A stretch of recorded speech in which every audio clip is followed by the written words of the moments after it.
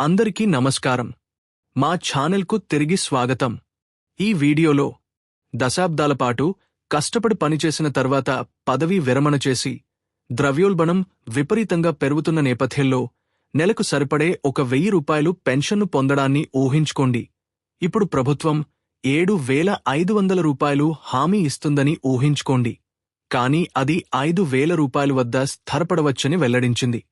కొత్త సంవత్సరం ముగిసే సమయానికి లక్షలాది మంది ఈపీఎస్ 95 పెన్షనర్లు ఎదుర్కొంటున్న కఠోర వాస్తవికత ఇది. పెరుగుతున్న ఖర్చుల మధ్య ప్రభుత్వ మరియు ప్రైవేట్ రంగ ఉద్యోగులకు ఆశాజనకమైన వార్తలు ఉన్నాయి. మోడీ ప్రభుత్వం కనీస పెన్షన్ పెంపును చూస్తోంది. ఈ వీడియోలో సీనియర్ ఆర్థిక జర్నలిస్ట్ ప్రవీణ్ శర్మ ఎంత పెన్షన్లు పెరుగుతాయో పంచుకున్నారు. మేము అంశంలోకి వెళ్లే ముందు మీరందరూ మా ఛానల్కు సభ్యత్వాన్ని పొంది మాకు మద్దతు ఇవ్వాలని మేము అభ్యర్థిస్తున్నాము. 78 లక్షల మంది ఈపీఎస్ 95 పెన్షనర్లు కనీస పెన్షన్ 1,000 రూపాయల నుండి 7,500కి పెరగడం కోసం సంవత్సరాలుగా వేచి ఉన్నారు.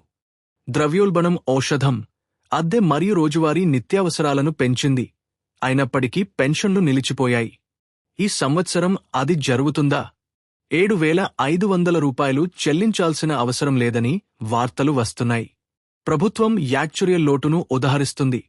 ప్రస్తుత 1,000 రూపాయలు నిధులు సమకూర్చడం కూడా వనరులను దెబ్బతీస్తుంది. ఎందుకంటే విరాళాలు తగ్గుతాయి. 7,500 రూపాయలు చెల్లింపు స్థిరత్వానికి మించి అంతరాన్ని పెంచుతుంది. బదులుగా ఈపీఎఫ్ఓ 5,000 రూపాయలు చూస్తోంది. ఇది కల కాదు, అయితే ఒక మెట్టు. ఇప్పుడు 5,000 రూపాయలు ఎందుకు? నేడు 1,000 రూపాయలు కొనుగోలు చేయడం దాదాపు అసాధ్యం. పదవీ విరమణ చేసినవారు, ముఖ్యంగా 58 లేదా 60 సంవత్సరాల వయస్సులో ఇతర ఆదాయం లేకుండా నిష్క్రమించే ప్రైవేట్ రంగ ఉద్యోగులు కష్టపడుతున్నారు.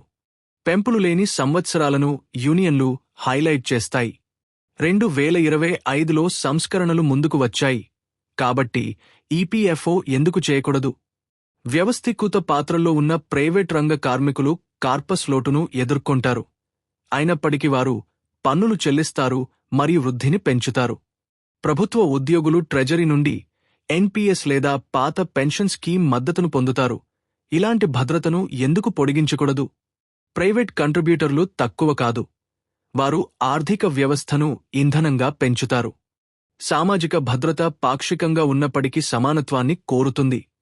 తక్కువ విరాళాలు ఉన్నప్పటికీ, చాలా తక్కువకు మాత్రమే అర్హత కలిగి ఉన్నప్పటికీ ప్రభుత్వ నిధుల నుండి లాగడం.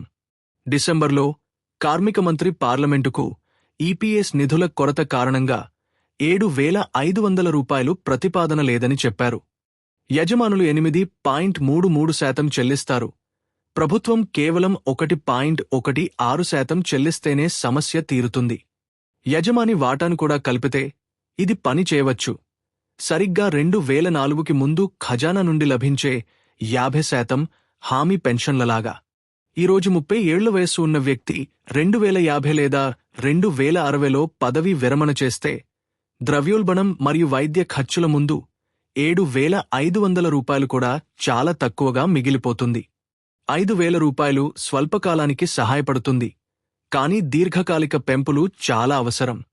ఈ సమాచారం మీకు విలువైనదిగా అనిపిస్తే దయచేసి దీనిని మీ వాట్సాప్ మరియు ఫేస్బుక్ గ్రూపులలో పంచుకోండి.